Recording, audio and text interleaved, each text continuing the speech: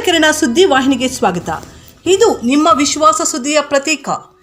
ಏನು ಕೋಲಾರ ಜಿಲ್ಲೆಯಲ್ಲಿ ಕಾಂಗ್ರೆಸ್ ಭದ್ರಕೋಟೆ ಆಗಿರ್ತಕ್ಕಂಥ ಒಂದು ಕೋಲಾರ ಜಿಲ್ಲೆಯನ್ನು ಮತ್ತೊಮ್ಮೆ ಒಂದು JDS ತೆಕ್ಕೆಗೆ ಏನು NDA ಮುಖಾಂತರವಾಗಿ ನಾವು ಹೊಡ್ಕೊಂಡಿದ್ದೀವಿ.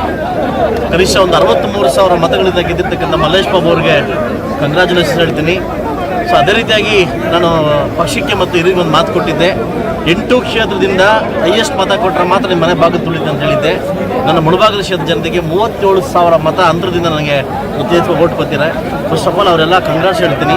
ಇವತ್ತು ಕೋಲಾರದಲ್ಲಿ ನಾನೇ ಅಂತ ಮೆರೀತಕ್ಕಂಥ ಕೆಲವರಿಗೆ ಇದು ತಕ್ಕ ಉತ್ತರ ಆಗಬೇಕಂತ ನಾನು ಕೇಳ್ಕೊತೀನಿ. ಇಡೀ ಭಾರತ ದೇಶದಲ್ಲಿ ನಾನೇ ಅಂತವ್ರು ಯಾರು ಉಳಿದಿಲ್ಲ.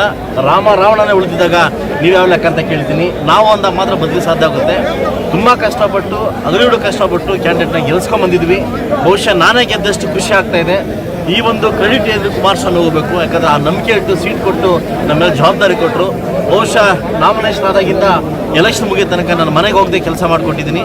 ಎಲ್ಲೋ ಒಂದು ಕಡೆ ಖುಷಿ ಆಗ್ತಾಯಿದೆ. ಜವಾಬ್ದಾರಿ ಹೊತ್ತಂದಿರ್ತಕ್ಕಂಥ ಎಲ್ಲ ನಾಯಕರಿಗೂ, ಕೋಲಾರ ಜಿಲ್ಲೆ ಎಲ್ಲ ನಾಯಕರಿಗೂ, ಇಂಜಿನಿಯರ್ ಗೋವಿಂದರಾಜ್ ಇರ್ಬೋದು ಮತ್ತು ಎಲ್ಲ ನಮ್ಮ ಶಾಸಕರಿಗೂ ಎಲ್ಲ ಸೇರಿ ಗೆಲ್ಸ್ಕೊಂಡ್ಬಂದಿದ್ವಿ.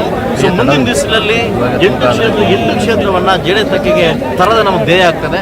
ಸೊ ಮುಂದಿನ ದಿವಸ ನಾನು ಇವತ್ತೊಂದು ಮಾತಾಡೋದು, ನಾಳೊಂದು ಮಾತಾಡೋದು, ಮಾತು ತಪ್ಪೋದು ನಾವು ಇದಾಗಲ್ಲ. NDA ಕೂಟದಿಂದ ನಾವು ಮುಂದೊಂದು ದಿವಸ ಇಡೀ ಕೋಲಾರ ಜಿಲ್ಲೆಯನ್ನು ನಾವು ವಿಜಯ ಪತಾಕಕ್ಕೆ ನಾವು ನೋಡ್ತೀವಿ.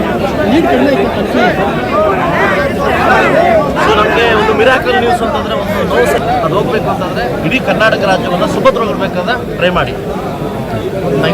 ಮೂಡಲಕೆರೆನ ಯೂಟ್ಯೂಬ್ ಚಾನಲ್ ಅನ್ನು ತಪ್ಪದೇ ಸಬ್ಸ್ಕ್ರೈಬ್ ಮಾಡಿ, ಲೈಕ್ ಮಾಡಿ, ಶೇರ್ ಮಾಡಿ. ನಮ್ಮ ಮುಂಬರುವ ಎಲ್ಲಾ ವಿಡಿಯೋಸ್ಗಳಿಗಾಗಿ ಪಕ್ಕದಲ್ಲೇ ಇರುವ ಬೆಲ್ ಬಟನ್ ಅನ್ನು ಒತ್ತಿ.